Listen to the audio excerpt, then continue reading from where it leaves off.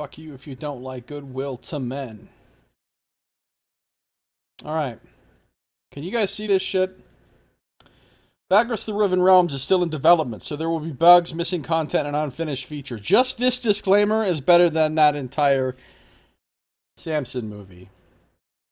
It's a game that involves a fair amount of reading. Oh no, we're not used to that on this stream. If it is to be enjoyed and experienced as intended by the developers, it is also a game where success is by no means guaranteed. You will probably lose everything several times before getting the hang of leading your traveling company. Hold space. Hold space?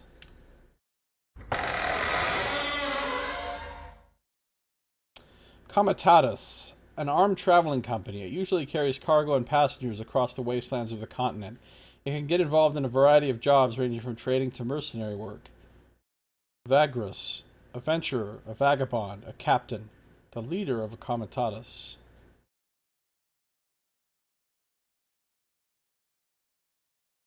Don't like large gatherings. Yeah, I hear you, Enigma. I hear you. The Riven Realms, they call it. What a fine poetic name for something as rotten and twisted as our land has become. It was not always so. Long ago, the old empire, the noblest and most enduring society created by humankind, spanned almost the entire continent of Zerine, the cradle of man. But after several millennia of progress and incomparable achievements, inevitably, the empire began to fall into stagnation and decadence. Desperately holding on to their privileges and resisting change while trying to avert the collapse of the realm, the emperor and his theocracy took to measures that were worthy of true despots in cruelty. Subjugating weaker realms, enslaving whole nations, strip mining foreign resources, oppressing imperial citizens, war on several fronts, genocide. Eventually, the gods could no longer tolerate such horrors wrought in their name. Foretold by an abundance of divine omens, they descended upon the empire to right its wrongs. Thus, in a chain of dreadful events that became known as the Calamity, they annihilated the empire in a matter of days.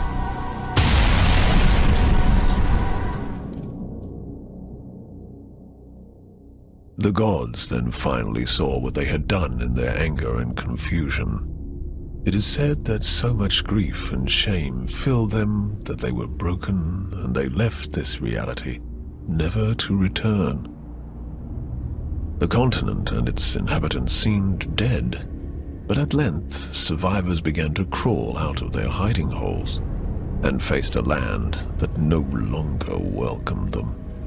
Arcane anomalies, the fallout of the Calamity, now riddled the continent, and people realized that they had to share their new home with changed and twisted creatures.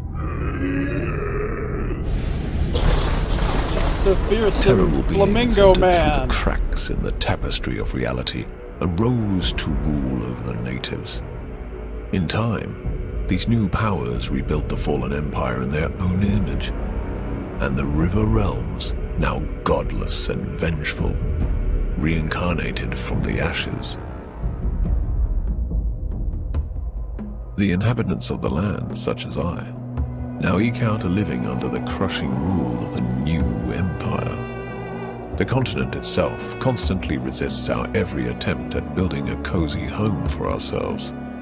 As travel is dangerous, many ventures specialize in transferring cargo and passengers over bleak and deadly leagues of land. Others try to take everything of value from said travelers, or attempt to find buried treasures among the ruins of the old empire. The leaders of the endeavors are, some say, the bravest men and women of the Riven Realms. Such a leader is called a Vagrus. A Vagrus. Okay, pretty interesting intro. That is really loud.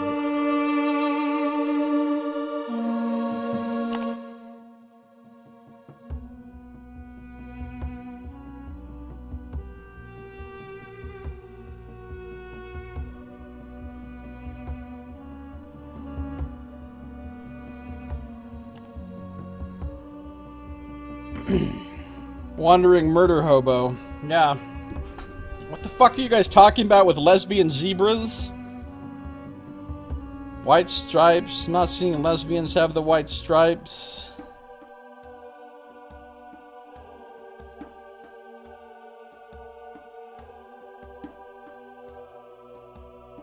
Alright, so this game is in development. They've just released the prologue of the game.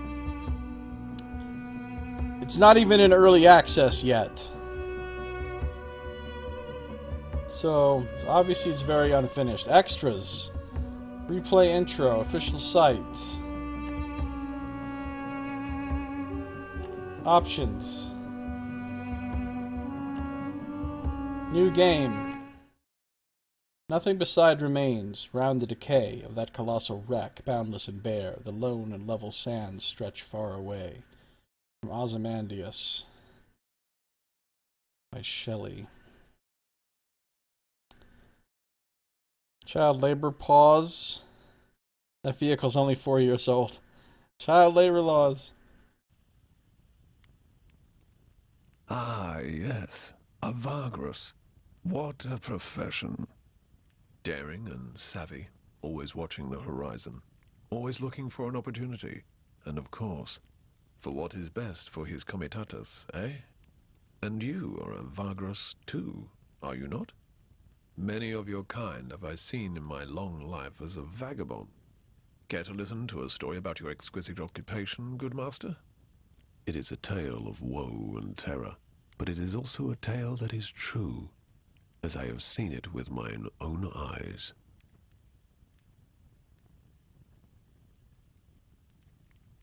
Skip prologue. Play prologue. Tell us your tale, old man. It'll at least help kill the time. Wise you are, good master. My tale is of a Vagrus, such as yourself, but one whose fate was cursed and wrought with ill fortune. It all happened a long time ago. 10 years, maybe more. I was but a passenger, traveling rough roads and forgotten ways with this comitatus, south along the feet of the great mountains of the west.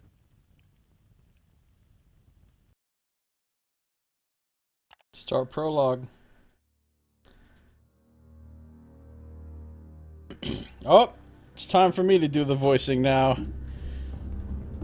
This comitatus I speak of had fallen under hard times. Perhaps it was due to imperial harassment or unfortunate decisions, or simply bad luck. Irophons, saint of roads, does not always smile on us mere mortals. But however it came to pass, their coin was drying up, and their opportunities seemed few and far between. One of the last chances their Vagrus saw was to travel to the remote town of Scrapheap, and spend their remaining funds to stock up on cheap scrap metal. This metal could be sold for great profit over in the east and south. It wasn't a bad plan, truly, but it was not without risks either. Welcome to the prologue of Vagrus, the Riven Realms. It serves as an introduction to the setting and also as a tutorial to the game. It behooves you, #hooves, to read the tutorial text and follow the instructions to gain a better understanding of how the game works. Note that although Vagrus is an open-world game, due to the prologue being a tutorial, it progresses along a narrow guided path in the beginning and opens up only later, after the core mechanics have been introduced. When you use a while and when you use a while? Not really, son.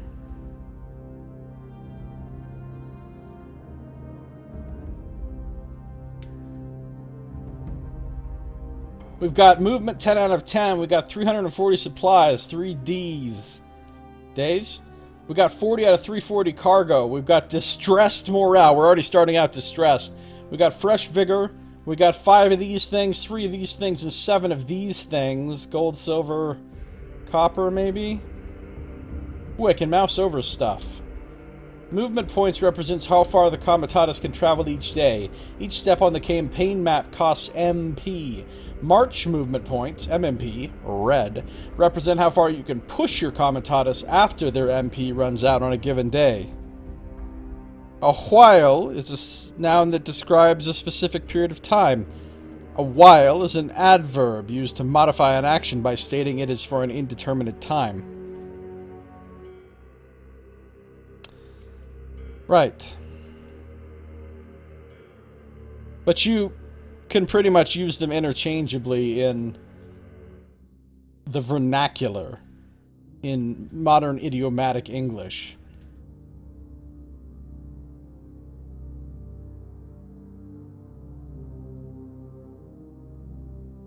What's up? How you doing, Scheffner? This currently available supplies for the Comitatus consumed at the end of every day. Shows the maximum and available cargo space in your hold. The general mental well-being and confidence of the Comitatus, distressed. The measure of the physical state of the Comitatus. 5 Draka, 3 Bros, 7 Leerg. 1 Draka equals 10 Bros, 1 Bros equals 10 Leerg. Weird fucking currency names, but basically it's gold, silver, copper. We've got this cool-ass calendar up in the corner. Look at this. That looks dope.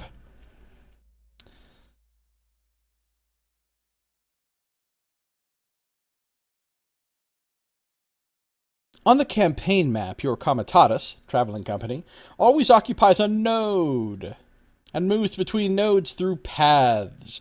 Moving along paths cause movement points, indicated next to each path. Every in-game day, you have a number of movement points to spend before you need to camp. To move, click on a nearby node and select Move from the radial menu.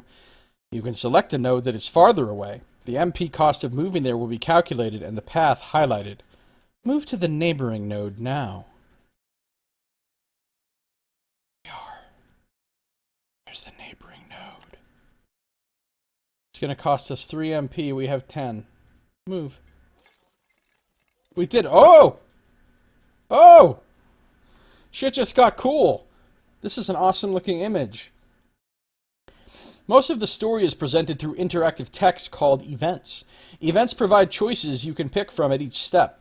Various choices can have a number of consequences. Some choices have dependencies. That is, you can only pick a certain choice if you have the right prerequisite.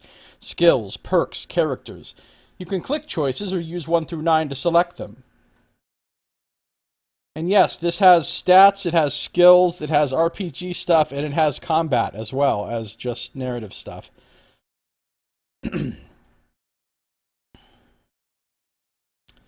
Having gone ahead of the column with a handful of scouts, you watch from a ridge as your Comitatus slowly trudges along, making its way ponderously among dormant geysers and broken terrain. Say it's trundling. In between games, nothing seems interesting. Haven't seen this game, though. Yeah, they just released the prelude, or the prologue to this. It's a game in development. It's not even on early access yet.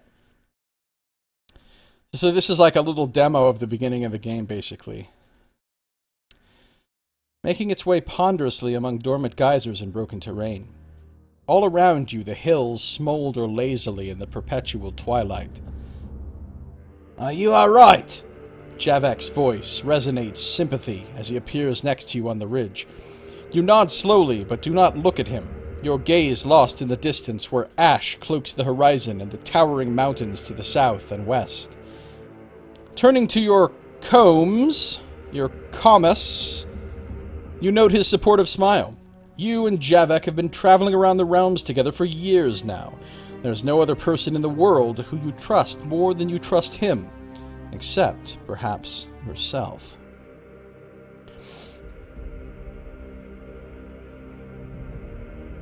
I know you feel constrained, but I still feel like I said before. You made the right choice by leading us here.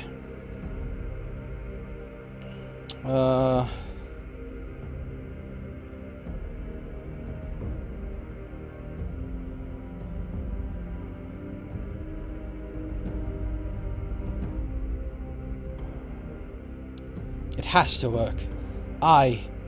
We cannot fail. Not like this. You glance at Javik and notice the worried look he's giving you. You turn away, back towards the horizon. No reason to be crestfallen yet. We just stick to the plan. Why should it not work? You know that there could be hundreds of reasons, but do not feel like reminding him. Yes. The plan, it may work, yes. The plan. You talked your traveling company into this a few weeks ago, but with each step towards the western mountains, more and more of them started to have doubts. Such is the way of the road, perhaps. The plan involves a desperate attempt at squeezing a low selling price for metal bits out of an old contact of yours in the town of Scrap Heap. What? I clicked on that expecting nothing to happen. Instead, we got a giant-ass codex.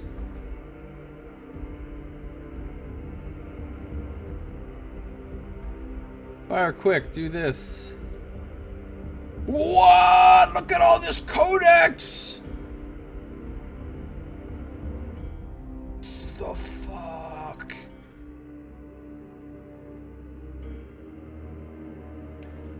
Be right back.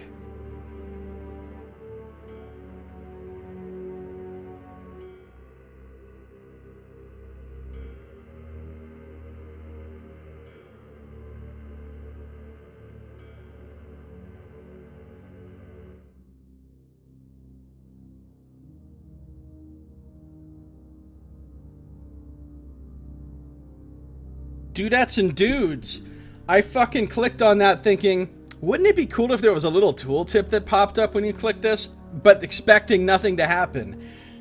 And instead we got a giant-ass codex. The codex is a collection of entries you have found throughout your travels in events. Entries contain information about the world and its inhabitants. Each time there are unread entries, the crystal on the cover of the closed codex emanates light. Entries are displayed in a list on the left. You can search entries and filter them by categories using the actions on the top left. Unread entries have a blue icon and appear on top, while already read entries have a gold icon. The text of the selected entry appears on the right. Information in the codex is supplementary. It is there for those who wish to learn more about the Riven Realms. Giant ass codex sounds like a painful suppository. Wow, that does sound rather grim. You can close the codex now and continue your journey. Look, I ain't closing shit. How many codex entries are there?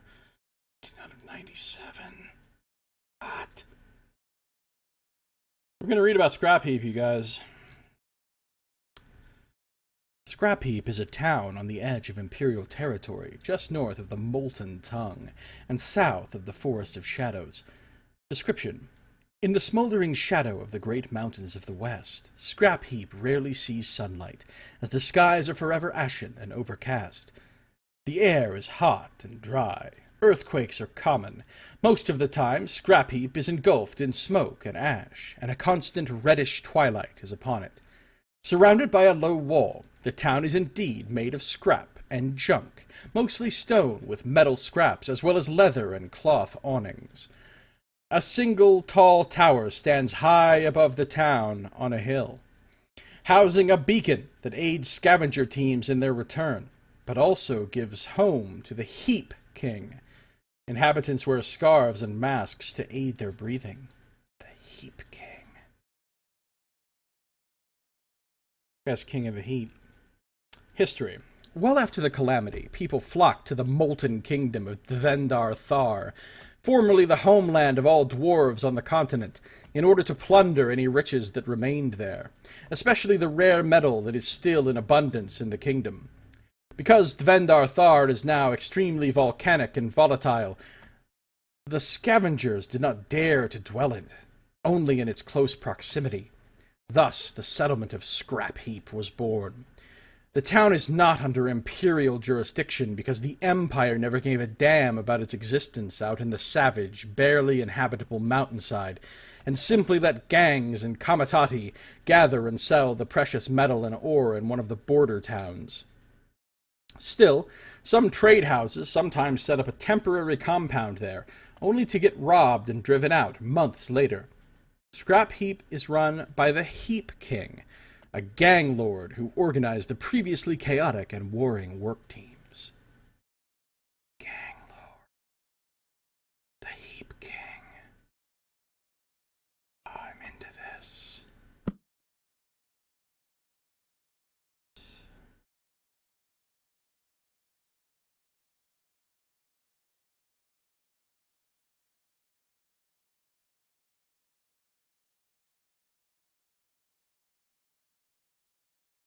This is so cool. Do I want to do this right now? Whoa! You can even... Oh my god! You can even enlargenize the picture, you guys. You can embiggen. You can embiggen the picture.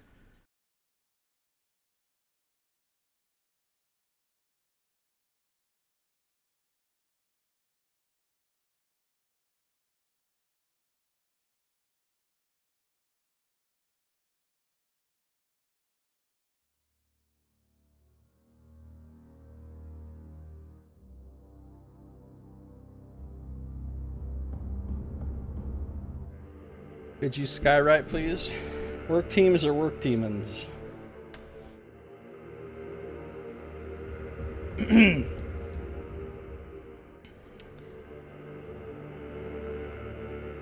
plan involves a desperate attempt at squeezing a low selling price for metal bits out of an old contact of yours in the town of Scrap Heap, stocking up on said metal by spending the rest of your coin, and bringing the cargo down south along the Molten Tongue to Devon via Avernum and Ash. There's a shortage of metal in Devon, and you know several buyers who'd give a pretty price for your goods if you can only make it there before many others with a similar cargo do. Such contacts are the boon of decades spent on the road.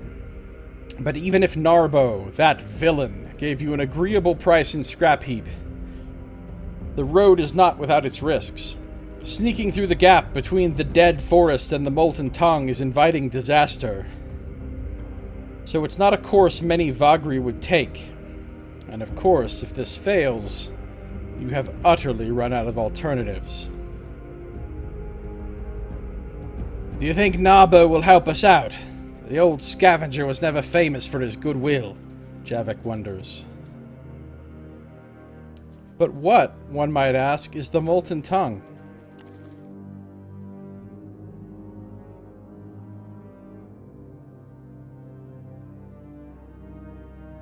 Dodged the work demons the other day.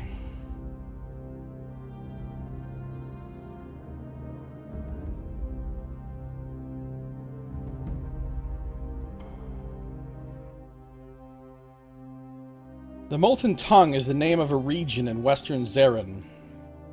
It is a gigantic, constantly flowing lava river. The Molten Tongue is a gigantic forking lava river that covers a vast volcanic plain and hill region at the foot of Devendar Thar in the Molten Kingdom. Volcanic ash from the nearby mountains covers the western sky day and night. Ash and storm clouds gather over the mountains and are lit from below by the fires among the peaks.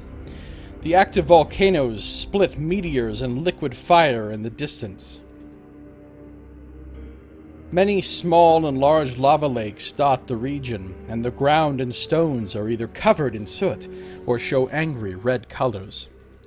The giant lava river distorts the air from a distance, and closer to it, the hotness is unbearable. Before the calamity, Devendar Thar was the kingdom of all dwarves on the continent, a land unmatched in technological advancements, inventions, and ambition.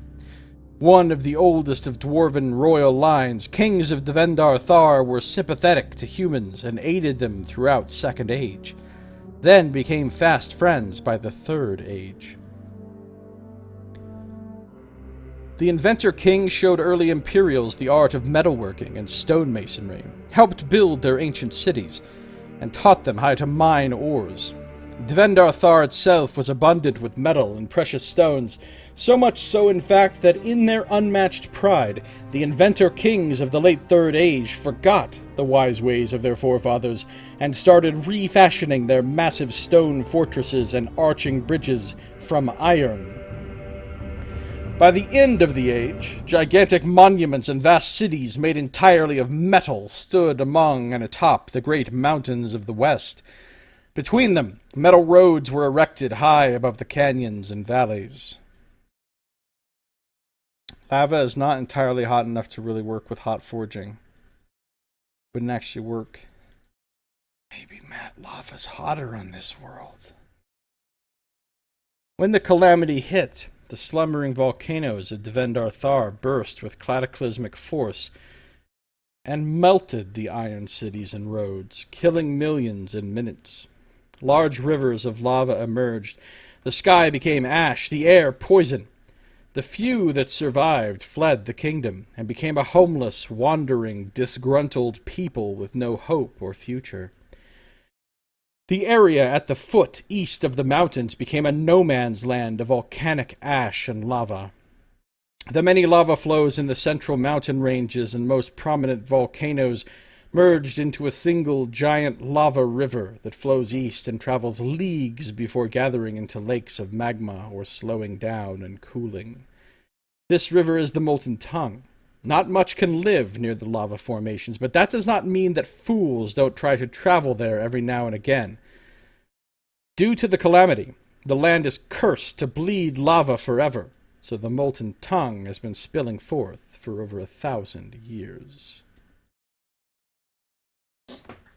Wouldn't work, huh?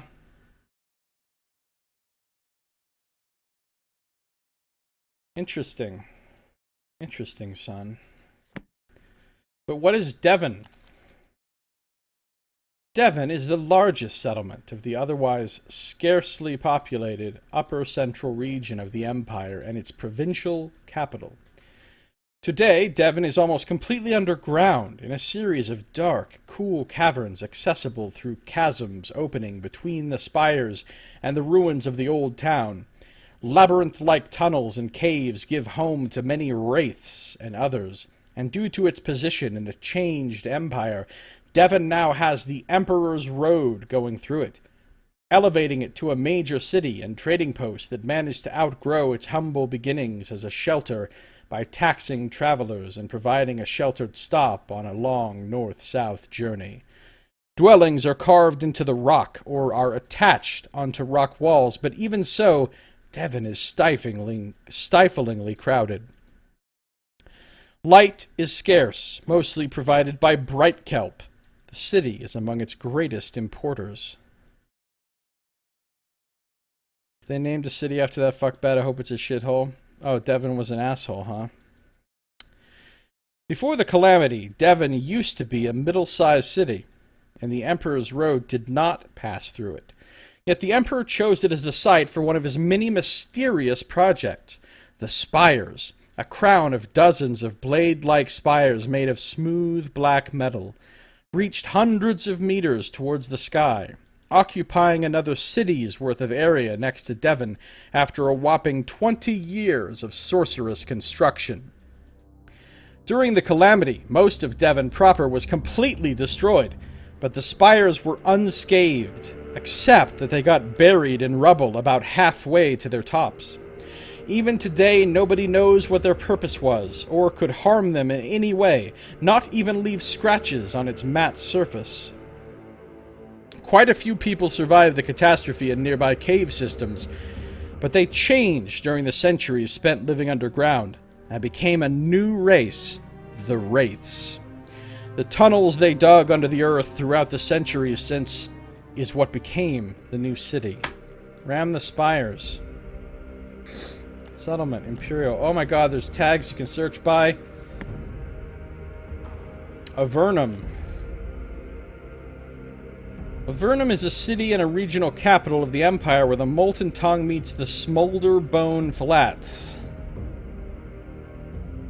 He was always trying to strip you naked. That sounds strange. Avernum is surrounded by a stone and bone wall, with watchtowers standing every 200 yards. The bones were carried to the site from the Plains of Bone in the south at great expense and are often carved with elaborate decoration. The houses of the city are in cramped lines, forming narrow streets and small plazas.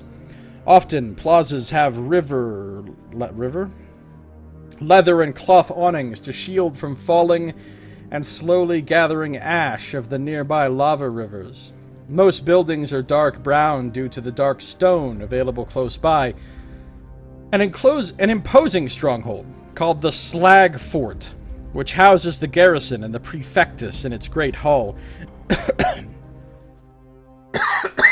was built upon the single large hill of the north side. This seems rather plausible. Oh, Nox. Plausible? Plausible, he says.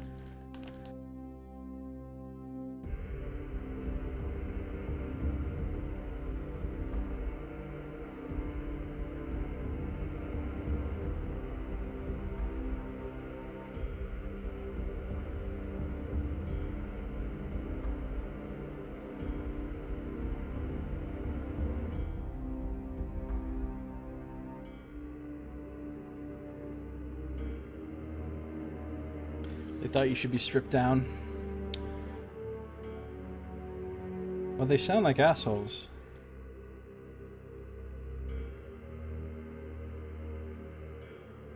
Was built upon the single large hill of the north side. Large warehouses where goods are taken are found pretty commonly in the outer parts of town, along with smelting forges and furnaces. Some buildings are outside the walls, typically inhabited by the poor. The reborn empire soon moved back to the abandoned Smolderbone Flats after the calamity, and found it ideal to settle because of the new resources that could be found there: salt, minerals, and even obsidian. Thus, the city of Avernum was built at the western border of the Flats. Under the control of an appointed governor, called the Prefectus, the city mostly lacks the religious apparatus of provincial settlements, but has a fairly large military presence.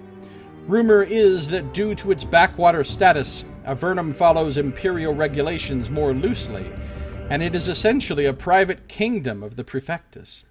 Controlling the city from the Slag Fort, he sends his personal army, the Avernus Legion, to handle his business. Because many comitati carry obsidian and even metal through here, there's an unusual density of weapon craftsmen and even blacksmiths in Avernum. One can find several forges and smithies on the main street. Obsidian.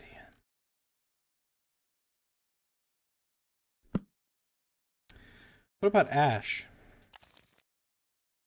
Ash is a township between the Searing Plains and the Jagged Waste, aptly named after the permanent ash-covered plain that it was built next to. The color of the ash-like silt here is gray, and this material covers most of Ash's streets and low stone buildings. Ash is as far as an imperial road goes in the western provinces, albeit a dirt road only, and people claim it the last stop of civilization. These people have evidently never been to Ash, a hive of slaver scum and petty warlords, barely contained by the small local garrison. Slaver pits and compounds, with clay or stone walls, surround the town, but there's no fort or proper wall here. The small legion garrison is set up in an abandoned compound on the west side. Why would you do that, son? Forgiveness is the most important thing. Forgiveness.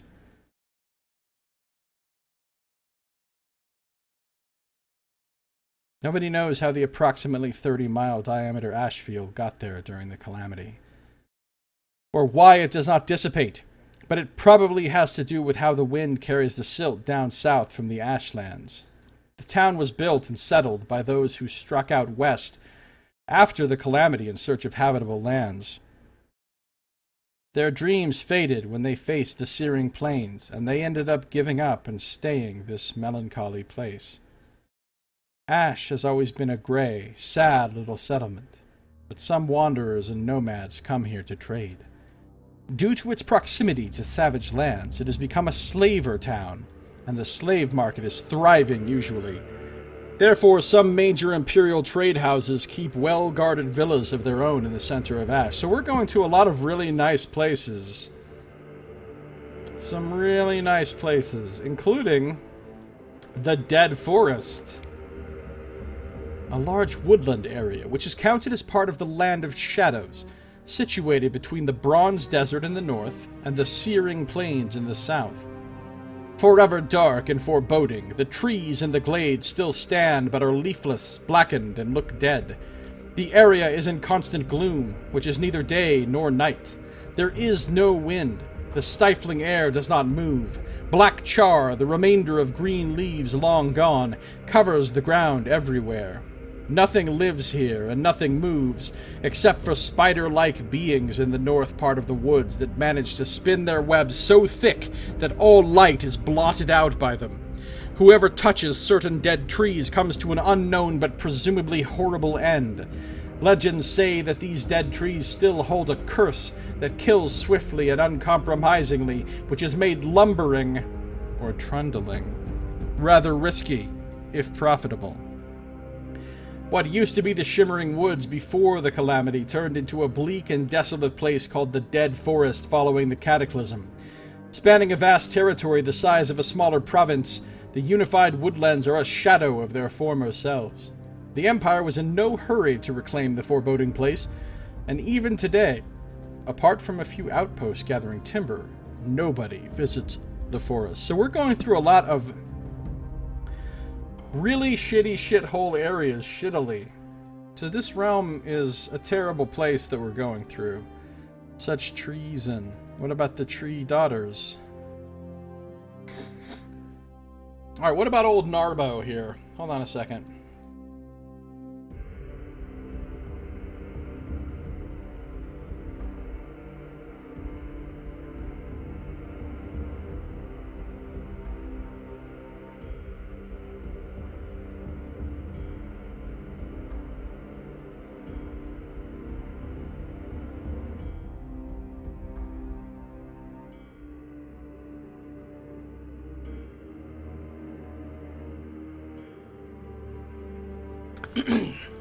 The tree sons, the tree daughters, the various tree children.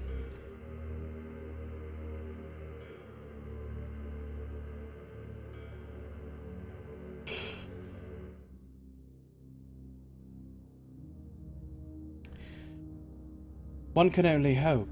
I haven't seen him in years, but we always did good business. But you're not sure he'd remember you, or if he's alive at all. I'm sure such sleazy bastards as Narbo would remember all the business they've ever done, Vagrus. Javik rubs his chin absent-mindedly. You've seen this expression of his too often not to realize he's using his sorceress talent to read your mind.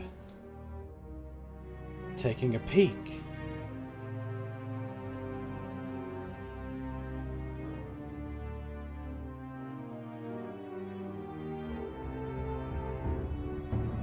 What are you talking about?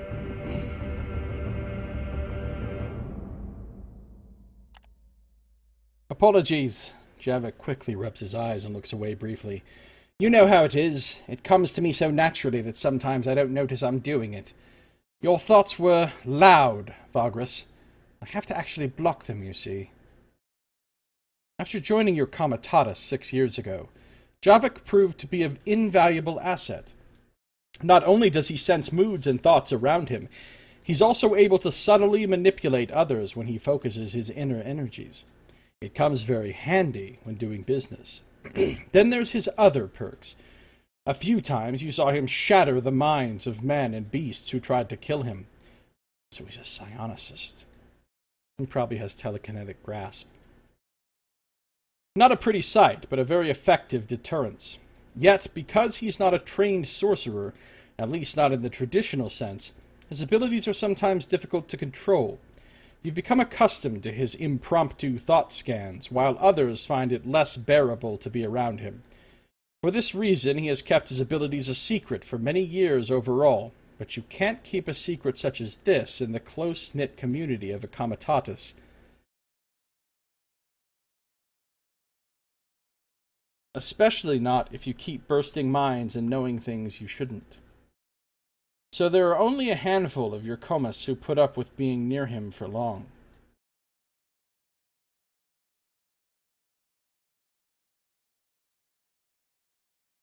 But even so, he hasn't probed your mind in years. Certainly not on purpose, but neither by accident. Perhaps he's less in control now, which suggests he's more on edge about this whole trip than he lets it show. Crushing your will to him is quotidian.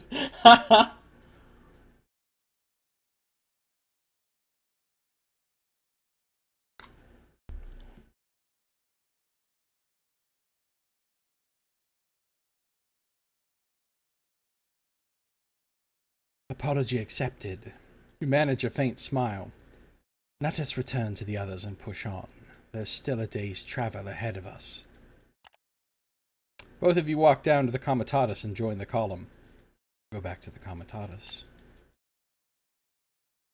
As we were coming up to the gates of Scrap Heap, this trash-pile town of cutthroats and scavengers, we could see the vast mountain ranges of shattered Devendar Thar looming ominously over the horizon, half shrouded in the gaseous vapors belched forth by the volcanoes in the far west. My companions prepared to do their business in town as fast as they could, not wishing to tarry about in this notorious place. Codex.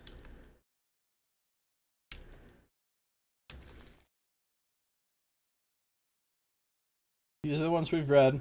These are the ones we haven't read. I'm just going to read about what comas.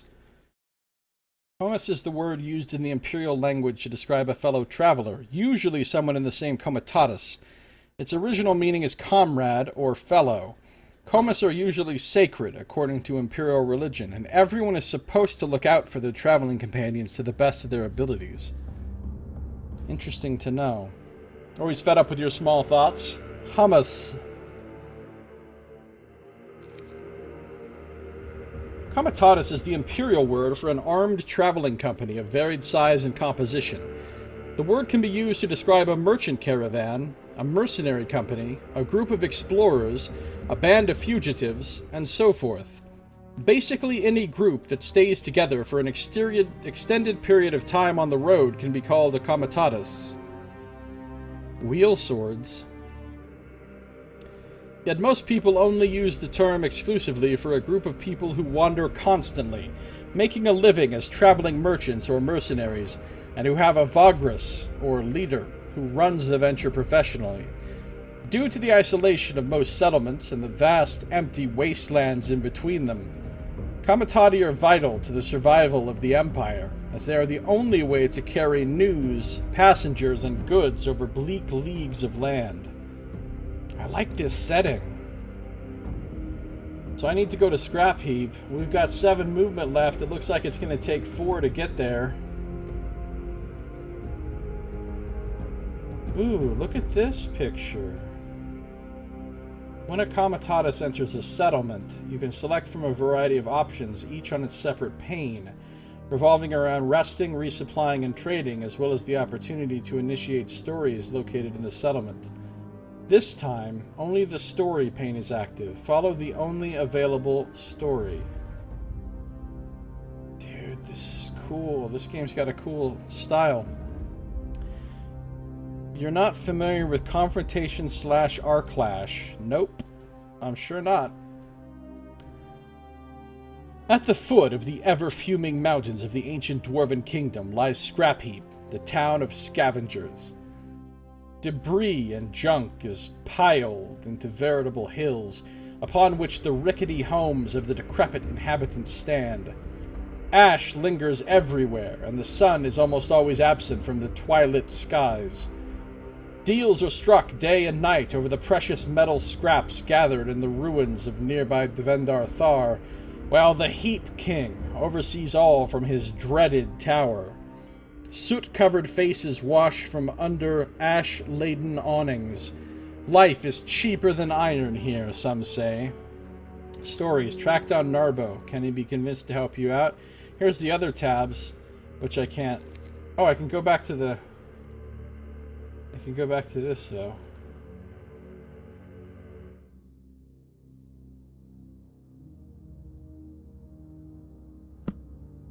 Stories. Track down Narbo. Ooh.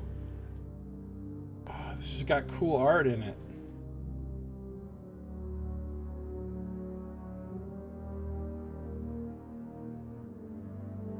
You make your way to the Wraith's Stash, a notorious watering hole tucked away in a small street just behind the imposing tower of the Heap King, but not quite under its immense shadow. Not many frequent the establishment, which makes it perfect for Narbo and his little operation of honest merchants.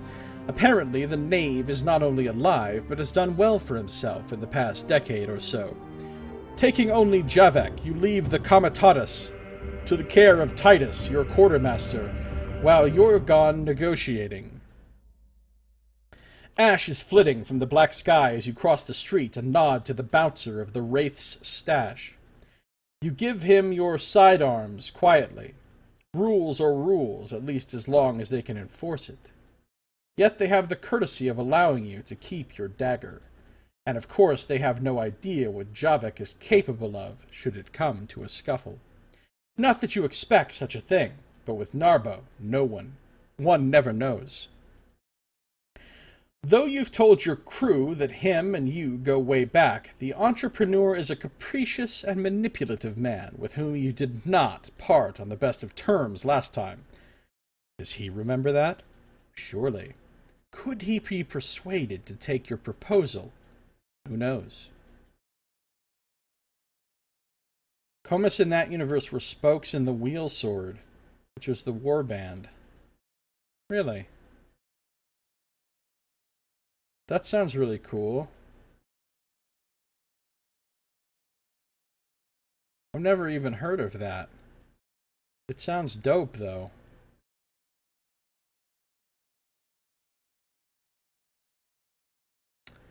Your eyes slowly adjust to the dimness of the tavern's interior. Only a few candles and a lamp at the bar illuminates the common room. Shadowy faces turn toward you and observe you through the thick smoke. The bartender, a thick-set man in a dirty tunic, is chewing tobacco serenely. Above the bar hangs the skeleton of a large heap lizard on display. Narbo is sitting at a table in the back, his bodyguard half hidden in the darkness at the wall behind him. Let's walk over to the bar. The bartender stifles a belch and nods his greetings. What can I do you for? The way he grabs an earthenware mug suggests that you would probably do best to order something. You glance at Javik briefly before paying for 2 rounds of a local mushroom brew called Ash Tongue. It is somewhat less loathsome than you imagined. Leaning over your drink, you quietly tell the barman that you are here to see Narbo. You know.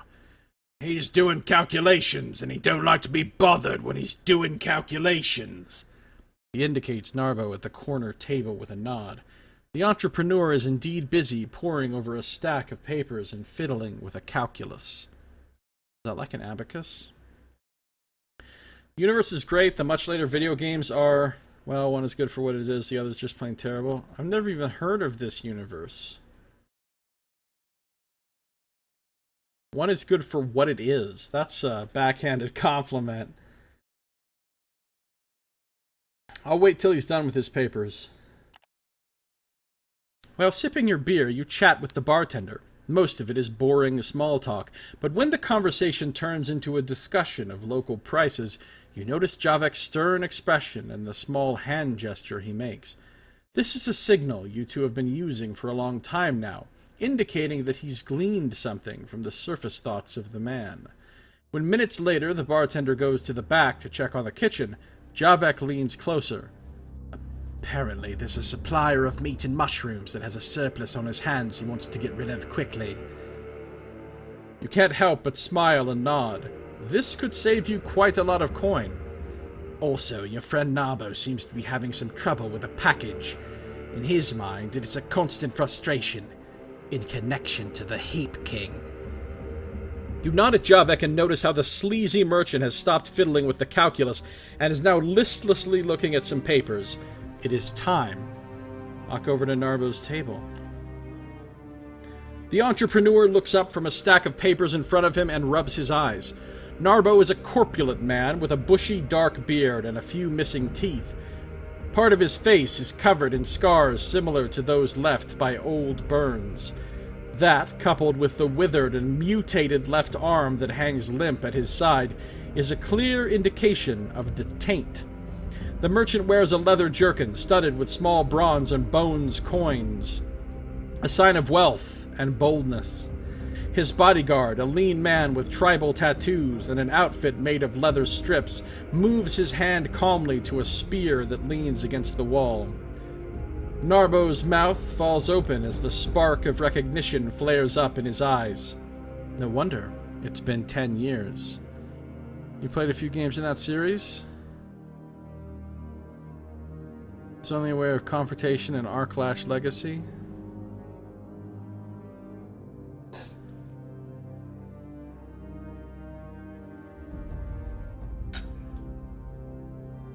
I'm not aware of any of them.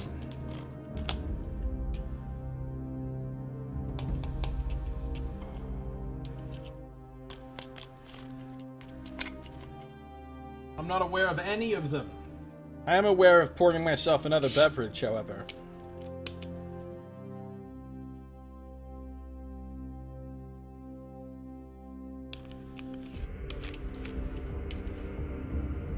Just a moment.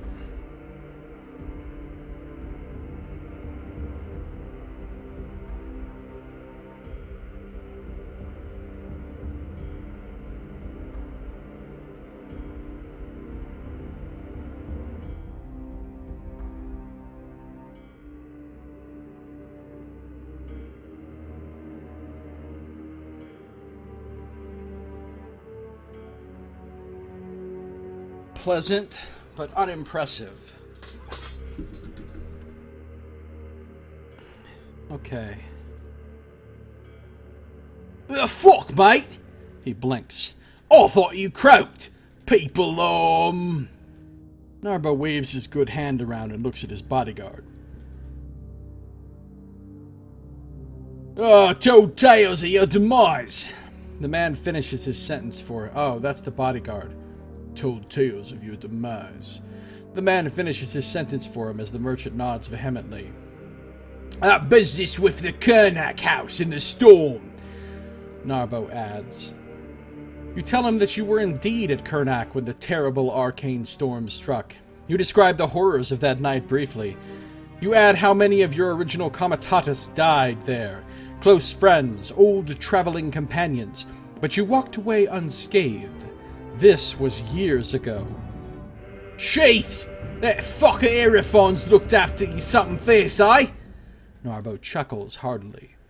But I'm sure you haven't come to reminisce about good old times, eh?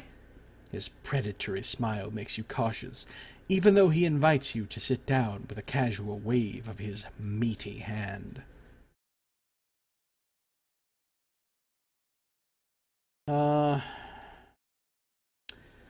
Apologize for the unfortunate way you parted 10 years ago. You describe the horrors of the night brightly.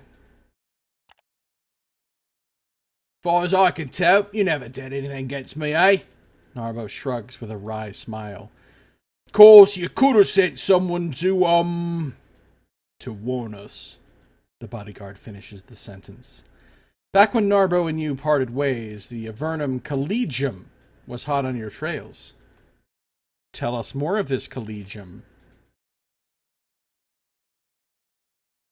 A Collegium, plural, collegia, is a traditional imperial association, a kind of guild with its own rules, rights, and obligations. In the Fourth Age, they have become little more than organized crime syndicates that run the underworld of imperial cities. Collegia originate from the early days of the Third Age, from the capital city of Zeren, where merchants and craftsmen began to organize themselves into guilds and unions to protect their rights or manipulate the market to their advantage. The Senate soon stepped in to regulate these associations, which led to intense political struggle. The Collegia were eventually given rights along with obligations. Many of them oversaw parts of civic life or services. For example, the Carpenters' Collegium was responsible for repairing city buildings in exchange for exclusive rights in lumbering and carpentry businesses. It does seem like it's by Iron Tower, huh? But it's not. It's a completely new, unheard of group. The institution soon spread to other imperial cities and provinces, now each with their own set of guilds and associations operating under imperial law. Even during the Golden Age, Collegia began to devolve into organized crime syndicates when the opportunistic and unscrupulous members of society began to see a chance to hide behind the law and spread their influence through the Collegia. The Fourth Age saw the return of Collegia and the associated crime syndicates to the capital and large cities that were reclaimed by the Empire. Their operations have become more and more brazen, and people are so accustomed to their ways that nobody ever thinks of questioning them. Structure and activity. Collegia are rarely involved in civic duties nowadays and are rights-protecting organizations only on the surface. Instead, they oversee all criminal activity in cities, including racketeering, prostitution, smuggling, fencing, burglary, begging, and gambling dens. They often have a great say in mercenary work, and even sports activities like gladiator fights or chariot races. Most collegia are run by a single strong leader whose person may often change thanks to brutal power struggles. Under the leader are the captains, trusted officers who run most of the day-to-day business. Under them are members who are fully accepted into the collegium and are often responsible for an area of the city or a specific business. This essentially creates a criminal life model and rank ladder that can be climbed. City officials are seldom ignorant to collegia activity and are more likely to be secretly members themselves, or at least benefit from bribes to remain silent. See, I never would have gotten all that from the word collegia if we didn't read the Codex. The Vernum Collegium was hot on your trails. They got offended by how you two outplayed them by smuggling in a shipment of exotic spices without their knowledge and selling it to a local nobleman's merchant house. You look at Narbo and tell him there was no way of warning him or even knowing where he was after the chaos hit following the heist in Avernum. You had to get your crew out of there, so you did. The merchant is thoughtfully fiddling with a stack of papers right by his earthenware coffee cup while listening to you. I appreciate you coming clean, even if this sorry business was so many years ago, he says after a long pause. The bodyguard becomes visibly less tense. But something tells me that ain't all you came for still. So what is it? You remember back when there were anthropological essays about gnolls and shit in Dragon Magazine? Yeah, those were the good old days. You breathe in. Time to outline your proposition. Some choices have dependencies, meaning you can only pick a certain choice if you have the right prerequisite. Perks, companions, resources, journal entries, and so on. Some choices involve tests that can be failed or succeeded with different consequences. Perks, characters, and resources can change the chance of success in tests. Test difficulty is represented by a number between 1 and 100 that you need to roll equal to or below. Alright, how do I save scum this? Save scum! How do I save scum? There doesn't appear to be any way to get to a game menu for save scumming. F5? Alien and 2E went in some interesting directions. Yeah, there was a lot of goofiness in 2nd edition. You explain to Narbo how you want him to give you a discount on a shipment of metal scraps, which you then would smuggle into Devon through contacts you have in the city's underworld. Once sold, the profit of the shipment would be quite exquisite. You do not name your contact, but divulge enough of her that the plan seems solid. Buyers, you say, are lining up, expecting the shipment soon.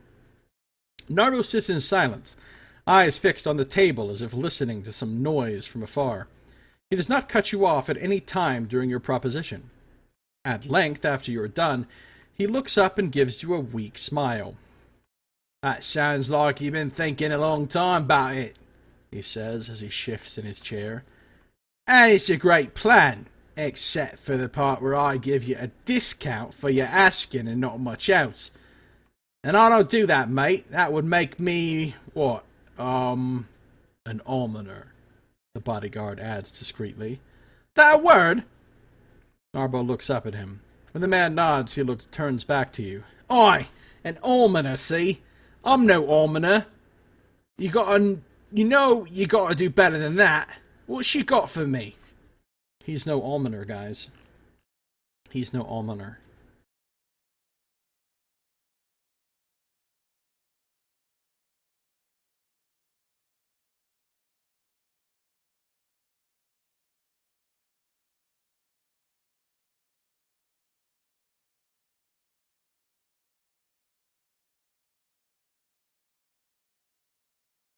This game involves a shitload of reading out loud. This is like a lone wolf book.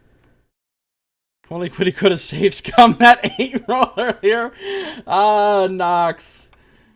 Maybe we need to roll those fuckers with advantage from now on. A real almond, 100% pure nut. Alright, so this has a little book. Quality Narbo's Secret. This is a persuasion check. I have a high chance of success because I have 40% persuasion and 10% charismatic. Tell him you'll be in his debt. I can remind him that we had a great team, but I only get 5% persuasion and 10% charismatic for that. I can reveal that you're in a bad spot. Oh, I got his secret because I talked to the bartender instead of going right up to him and let my friend read his mind, and so now I know about his thing. That's why I have this option. My choices are already determining things. Let him know that in exchange for his help, you'll help him out with a problem he might have right now. Narbo's jaw drops when you insinuate that you know about his little problem.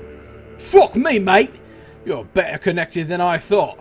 Or you have something up your sleeve," the merchant says as he eyes Javek suspiciously. For a while he's quiet, then he looks up and narrows his eyes. "Tell you what, I think we can help each other. You headed to Devon by way of Avon, am I?" When you nod, Narbo leans closer and signals his bodyguard. The man with the dreadlock steps closer and carefully produces a small packet from beneath his leather jerkin, then puts it into the merchant's palm. "This here little fella that you heard of is mighty important to me, see? And you take this out of the city and deliver it to my associate in Avernum, we're even. You get your discount scrap from me." The merchant offers you the package. Javik draws in breath, but before he could speak, Narbo interrupts him. "And before Pretty Boy asks, no, I won't tell you what's in it, and don't even think about opening the package. What I can say is, it ain't dangerous to yourself, but you might want to keep it hidden from the damn militia, good old crap heap." You take the package. The way Narbo stares at you makes it clear you have no other choice. This might just be the opportunity you hoped for. The package is small enough to fit your palm, feels very light, and is wrapped in fine leather. You pocket it after briefly observing it. "You'll be looking for a man named Skonar in Avernum. He ain't to be trifled with either. Just tell him I sent you and you'll be fine. You can find him or his men in Land Venus's watering hole most of the time. Give this little fella to him and to him only. Understand?" After you assure him you do, Narbo instructs you to give him an hour, then look for his people at the market and simply introduce yourself. "I'll know what price on the metal scraps they should give you by then." Oh, he didn't say that out loud. They'll know its price on the metal scraps they should give you by then. He motions to his man. You and Javek stand up and make ready to leave. Rava here will take you to the back exit. We don't want to give people the idea they can come here to beg for almonds now, do we? Or anyone to connect us and run to the militia for that matter. Wish whoever did this would team up with the dude who did War Banners so they can combine the concepts. War Banners was okay. I tried it out.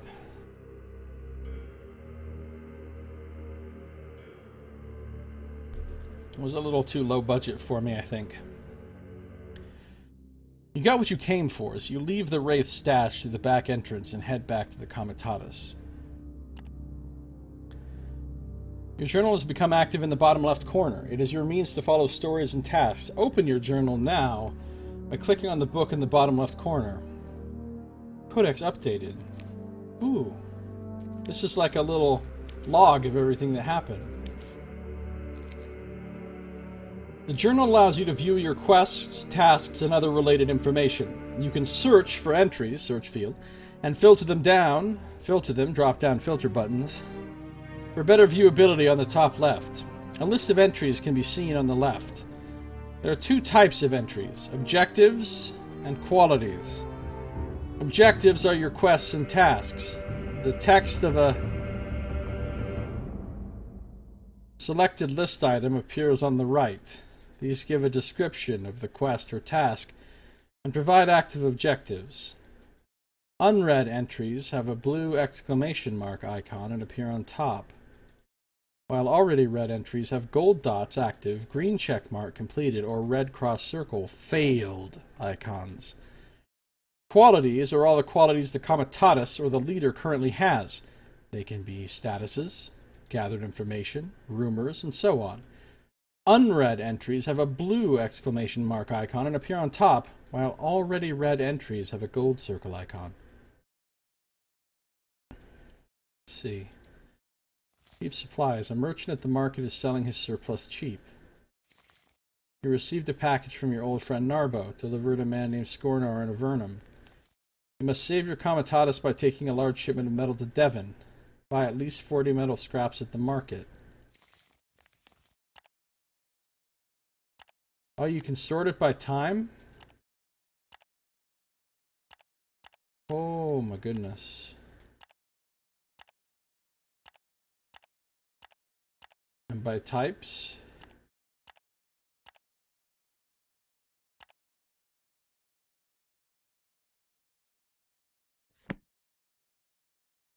The market pane is now active.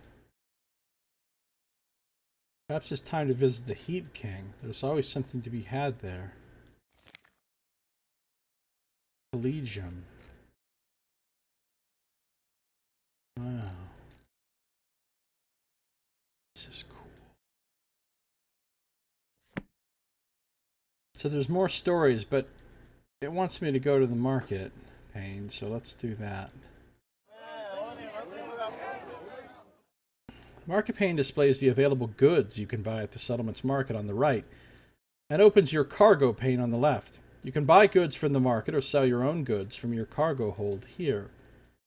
When buying or selling, buy or sell one increment only by clicking on the buy or sell button next to the listed goods.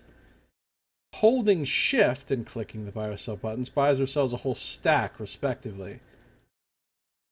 Drag and drop the icon for buying or selling stacks of goods. Holding shift and clicking the icon opens a window where you can specify the quantity you wish to buy or sell. Purchase at least 40 scrap metal and supplies for 10 to 12 days before you leave scrap heap.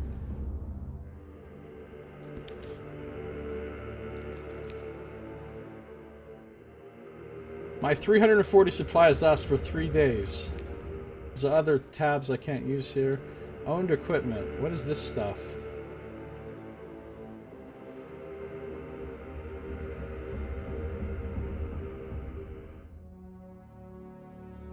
Stack of supplies. 10 modest meals in a stack. Bread from root grain with vegetables or mushrooms. A bit of dried meat if you're lucky. An adult needs 3 to 4 such meals each day. We've also got some medical supplies. Potions, tinctures, concoctions, drafts, dried healing herbs, bandages, and all sorts of other medicine in a nice pack. They're selling scrap metal. Random pieces of old metal can still be smelted down to find iron and other metal in them. And they're selling supplies. 10 to 12 days of supplies and at least 40 scrap metal.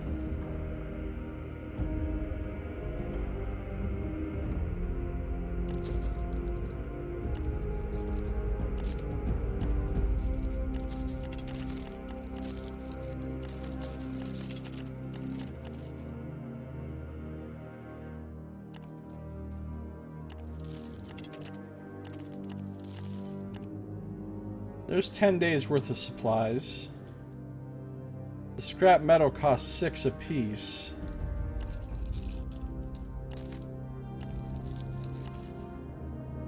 Equipment that you can attach to the Comitatus is sold on some markets or found throughout your travels. They provide bonuses and upgrades. You can switch between the market of goods and equipment using the buttons over the list of items on the market pane. Purchase the awnings equipment from the market. Minus 25% worker consumption. Linen awnings stretched over saddles and carts to block harmful weather effects. That costs 2 silver. Okay. Equipment you own are in a pool below the Comitatus illustration. In order to gain their bonuses, you need to equip them first by dragging and dropping them into an appropriate slot on the illustration. Equipment can only be placed in a slot that matches its type, except that equipment of any type can be placed in the miscellaneous slot. You can unequip equipment by dragging it back to the list.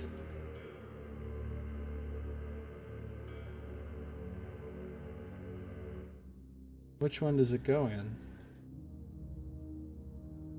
Not that one. Not that one. Not that one. That one, apparently. Items, the third type of cargo, do not take up cargo space and are not equipable. They are used and traded in certain events. You can switch panes in a settlement, and the active pane will open the corresponding pane of the Comitatus management on the left. You can now freely check the settlement tabs. When you're done exploring, click on the arch icon on the bottom right to leave Scrap Heap. Once you leave, you cannot come back to this place in the prologue, so be sure to do everything you want to before venturing forth, especially getting supplies for the road ahead.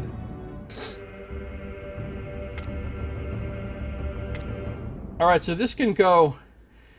That must be the miscellaneous slot, and this must be the harnesses slot, so it'll go in either one. I can't click on these other things. I have 11 days worth of supplies. Oh, because that's less consumption now.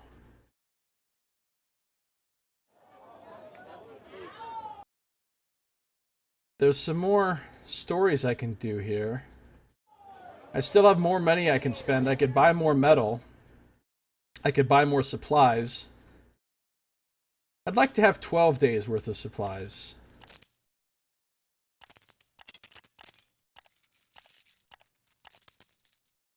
There. 12 days worth of supplies.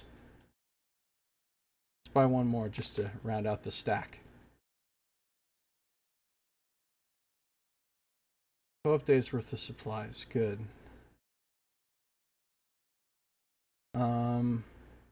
I might buy some more scrap metal. We'll see. Let's see what happens with these stores. Is there some way to, like, save the game, though? Or even exit the game? Like, if I just want to quit playing. Oh! Okay, that's simple enough. What are the known issues?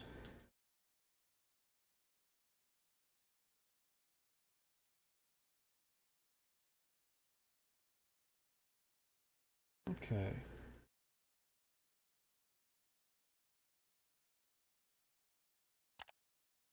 Manual saving is unavailable in this build.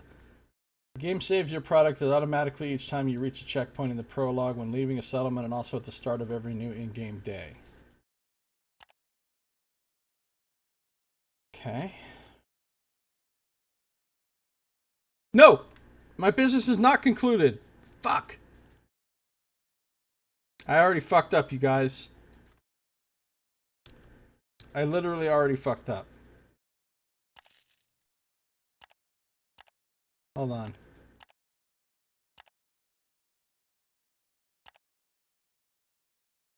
I already fucked up.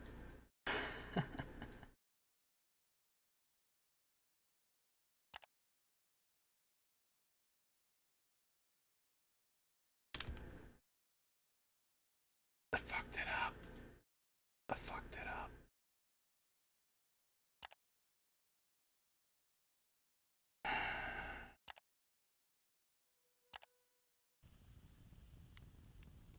Hold on.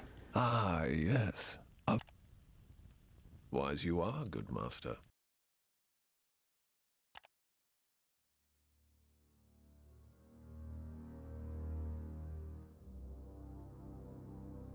Hey, we can see what happens if you do different things at the bar.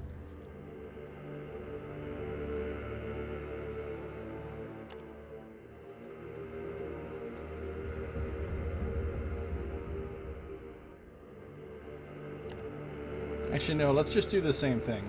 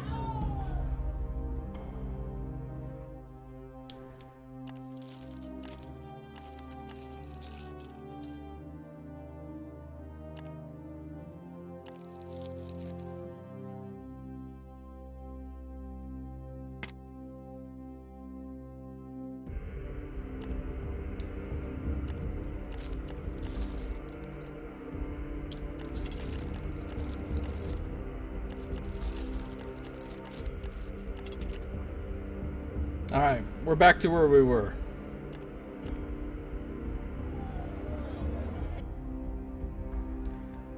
Alright, let's stroll the market district. There's always something to be had there. You and Javek roam the dingy market district right below the great heap upon which the tower of the Heap King is built. The Heap King. The ruler of the town of Scrap Heap. The man called the Heap King is widely considered a formidable fellow, though most admit they have never seen him.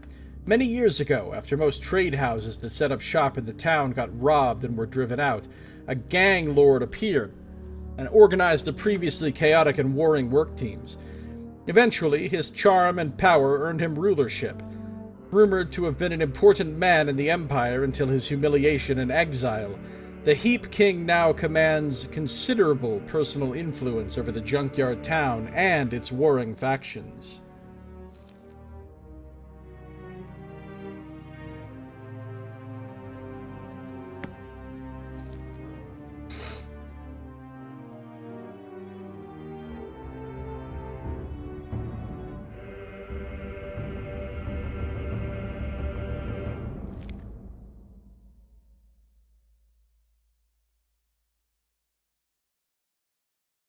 They're really heap king it on this guy. Ash-covered awnings and dirty stalls line the labyrinthine street, smotheringly narrow alleys and tiny squares in between them. Sometimes it's difficult to tell a shop from a dilapidated scrap home, and for a good reason. Most people who live here are also merchants to some extent, and even though the Heap King's militia is there to keep the peace, you can't help but notice all the shifty gazes from the deplorable types aimed at you.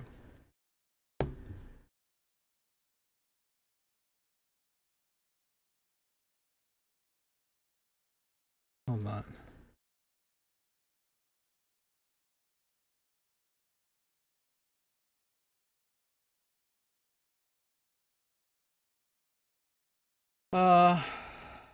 No quality, scrap heaps market.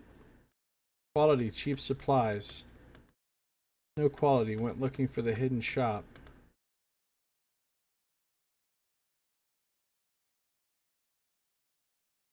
Find the merchant who's selling the cheap supplies. It's not very difficult to find the man with cheap supplies. Javek remembers his face from the memories he saw in Narbo's mind. So it's only a matter of time until he recognizes the merchant. The man looks quizzically at you after you tell him you know of his surplus of dried mushrooms and meat slowly going bad on his hands. But he does not ask questions. In the end, you manage to haggle for half price. Buy the supplies. Now I have a fuck ton of supplies.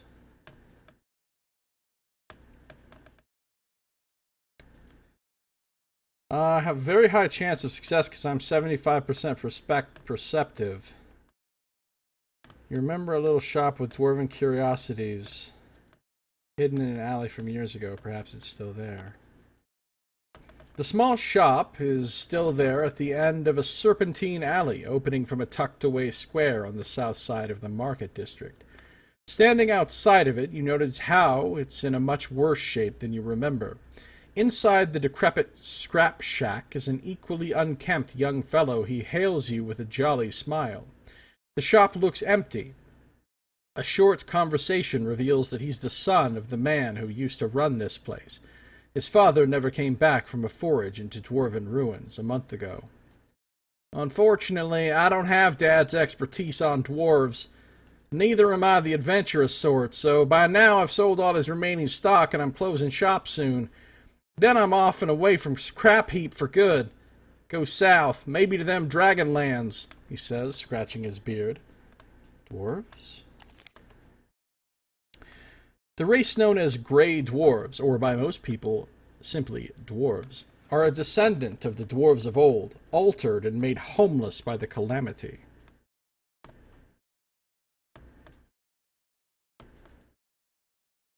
Stocky and sturdy, dwarves are a hardy folk. Men almost always grow beards. They are drawn to metal, jewels, and stonework. Their former merry and progressive nature turned into bitterness, pragmatism, and cynicism for the most part. They used to be merry. Oh, those merry dwarves. Grey dwarves live up to the age of 200 to 250 years. Formerly, the mighty dwarven kingdom of Dvendar Thar was the greatest ally of the Empire, gifting humans most secrets of metal and stone that they used to form their own roads, bridges, and cities. Dwarven technology was a true marvel to behold, and the line of inventor kings governed Dvendar Thar into a golden age of progress. Yet even before the calamity, the dwarves of Dvendar Thar abandoned their ancestral ways in favor of technology, going as far as dedicating their entire lives to it, instead of founding their own families, which resulted in a dwindling population. When the calamity struck, most of Dvendar Thar was cursed and destroyed in a conflagration of fire and lava, as the great mountains that the dwarven cities were built upon and partly into erupted like so many wounds on the earth. The several thousand survivors of the cataclysm became a wandering people, at the same time coveting and hating the technology that they think led to their downfall. These days, dwarves are nomads for the most part, dealing in gadgets and metalworking. Sometimes they make an attempt to enter the Molten Kingdom of Dvendar Thar and learn something of their past, but that ends in disaster more often than not. Dwarves are scavengers, merchants, and inventors, and still their numbers fall constantly due to their reluctance to procreate. For all intents and purposes, dwarves are a dying race, and they don't seem to care. You talk a bit about dwarven culture and his father's obsession with their forgotten technological wonders. You're about to say goodbye when he slaps his forehead. I still have something here that a Vagrus such as yourself might be interested in. He fishes a small brass compass out of his pocket and hands it to you. It's masterwork, no doubt, sporting runes and detailed etchings on the sides. He's willing to sell it to you for a token price. 1 brass? That's only 1 silver. I'll take it. You and Javek roam the Dingy Market District. Okay, we've read this. Let's take a look at local prices and goods. After spending an hour looking over wares at the market, you realize that there's nothing there you'd fork out coins for. Of course, there are a lot of things that would be useful, but you want to keep the rest of your purse intact should you run into difficulties on the road ahead. Also, there's a veritable army of cut purses working at the market, and though so far you've managed to outsmart them, staying here would tempt fate too much. Or is there anything else you wanted to do here? Leave the market. Should we visit the Heap King? Are you guys ready to visit the Heap King? Can we get some Heap King hype?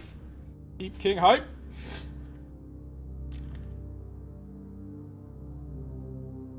In before we're like, could we see the Heap King? And they're like, no. And that's the end of the story. Walk up to the tower.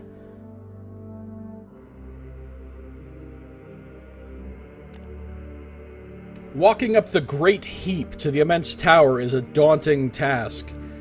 Up on the hill, it is even more difficult to breathe than in the ash-choked city at its feet. A hot wind blows from the south. Every step is slow torture. By the time you reach the gates of the tower, your chest is heaving and you keep coughing up soot. Before you rises the tower of the Heap King, ruler of this trash pile of a town. The whole structure is cobbled together from scrap, with the lower levels covered in metal sheets. A huge bonfire of yellow-white flame burns on its top level day and night. A beacon for the scavenging teams to follow home. Looking nigh impregnable, the fortress has only one entrance. A small group of guards sneer malevolently at you as you approach. "Better turn back if you have no business here, vagabond," the ranking gatekeeper says from under a mask attached to his bronze skull cap. "Show them your invitation to the tower. Where would I have gotten that?" Ask them where you could acquire an invitation. "Perhaps you could try licking my arsehole and see where it gets you," one of the guards says out loud. A round of applause and guffaws follows. The ranking guard does not laugh, but does nothing to reprimand them either. "My duty is to stop anyone without official business to enter, not to educate them where to get a pass," he says and walks back to the others. Nothing will change their minds. You walk down the hill.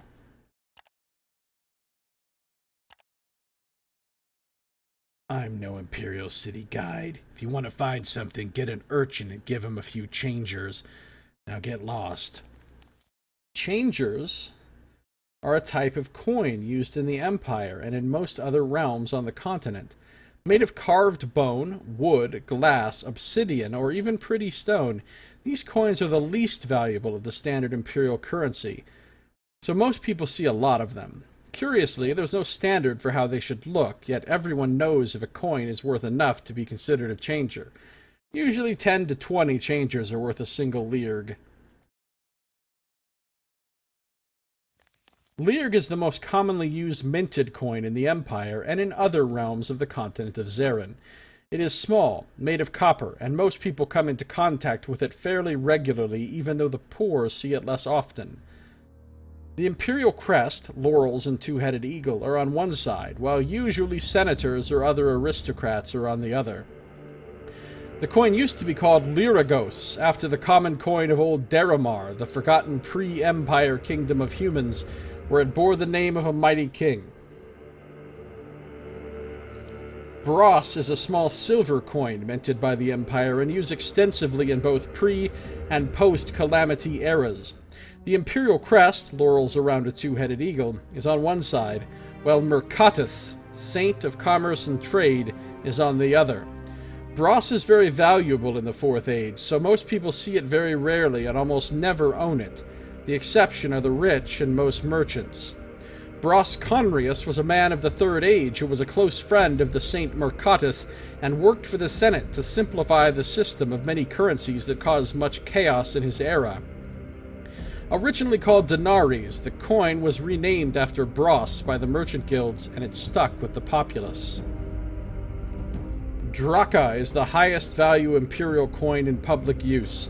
Minted from gold, it is extremely rare, and only the rich come into contact with it, especially since gold has become even rarer than usual in the metal-starved new empire. Owning a Draka often means you can buy very valuable things, like a house, a lot of slaves, or metal equipment. On one of its sides is the Imperial crest, laurels around a two-headed eagle, and on the other is the visage of the immortal Emperor. The name Draka is derived from Dragma Kara, which means valuable quarter, referring to the fact that 4 Draka used to be worth 1 Lesta, the greatest value golden coin.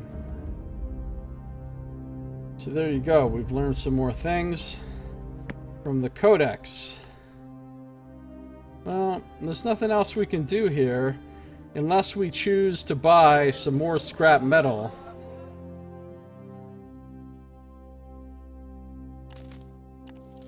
Let's go ahead and buy him out on the scrap metal.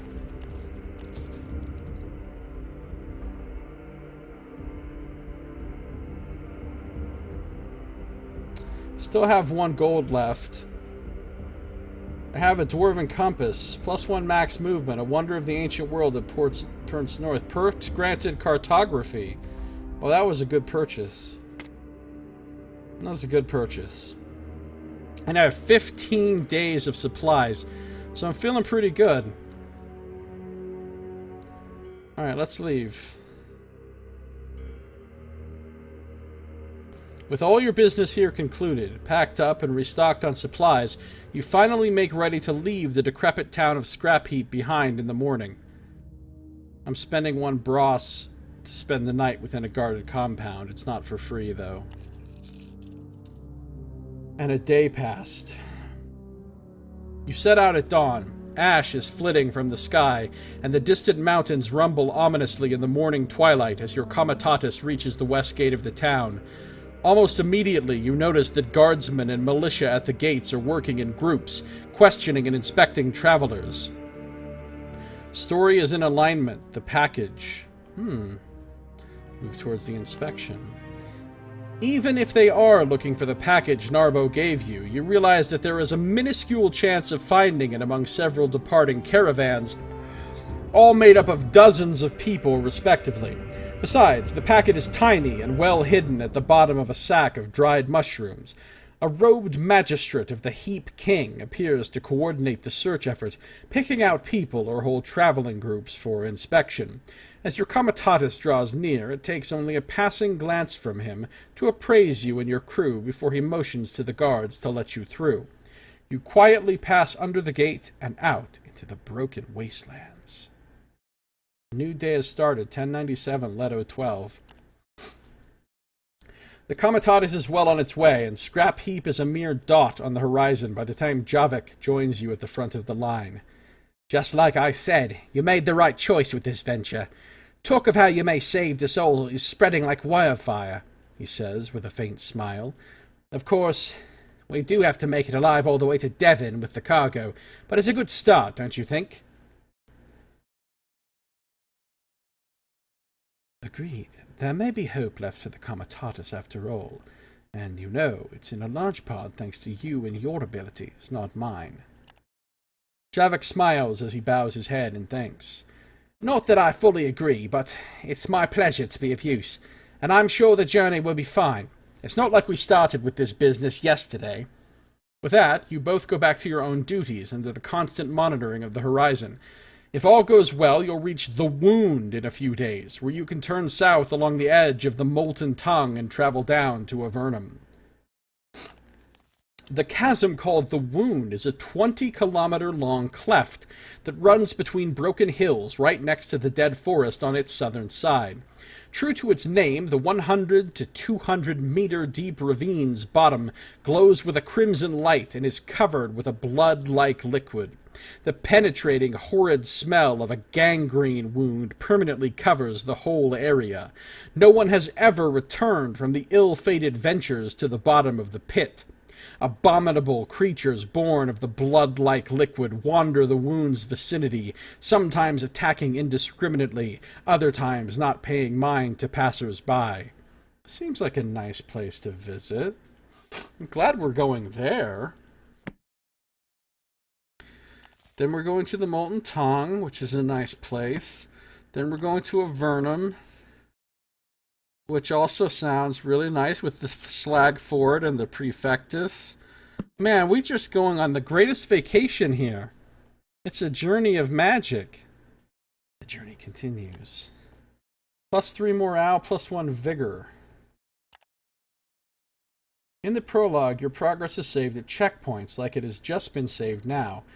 Whenever you leave a settlement, an autosave occurs, overwriting the previous settlement's save.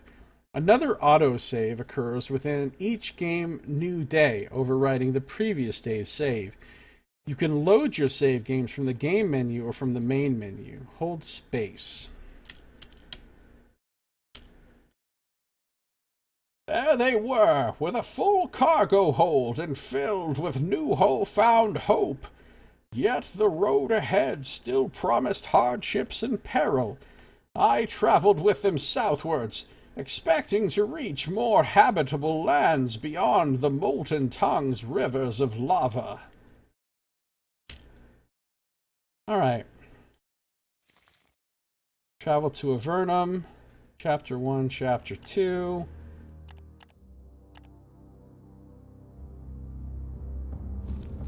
Deliver the package. We're well rested. Our morale is steady. We're at 280 out of 340 cargo. We are a Vagrus. A Vagrus is a person who leads a comitatus. The original meaning of the word is vagabond. This leader is considered a venturer, a wanderer, and a captain. Vagri can be elected or simply own most of the comitatus due to their wealth. Most people consider them a necessary evil, since they often bring news and trouble, but also are vital to the survival of distant and isolated places, as well as to the flow of commerce in the Empire. Most Vagri are fiercely independent, though some work exclusively for a trading house. Trade houses are millennium-old institutions, essentially merchant guilds that wield a great deal of influence. Houses have their own traditions, hosts of loyal retainers and agents, lobbyists in the Senate, outposts around the continent, and even mercenary armies. Typically, each great trading house has one or more monopolies, but the scene tends to shift radically from year to year. Contemporary Zeren is characterized by many isolated settlements divided by vast and perilous lands. This is one of the main reasons why mercantilism rose to utmost importance. Trade and communication would be virtually impossible without the involvement of comitati, armed caravans that traverse the wasteland. It did not take long before the merchants started to flock together to protect their interests. Trading houses represent the pinnacle of merchant organizations. Most often, they are run by a council of merchants, a family of aristocrats, or some other interest group. Successful Vagri can hope to join these trading houses, gaining their benefits and protection along with the obligation to pay a considerable tribute and abide their internal code of conduct that governs most aspects of trade. Though typically an imperial institution, a trading house can belong to almost any culture these days, and many historians claim that the first ones ever were created by merchants from Tark. As if we know.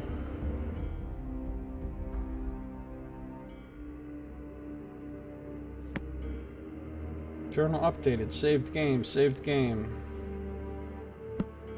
There's the calendar. It's week 2, Urkal.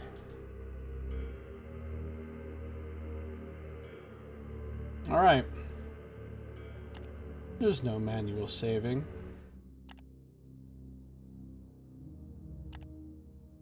Exit to main menu. If I continue, I'm still here.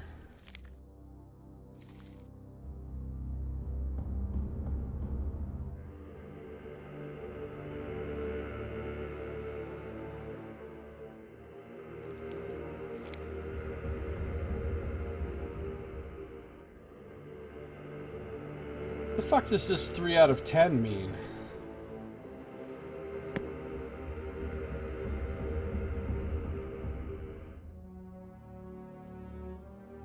Alright. Well, we got a good look at the beginning of Vagrus. We're going to check it out some more. But that's going to do it for now.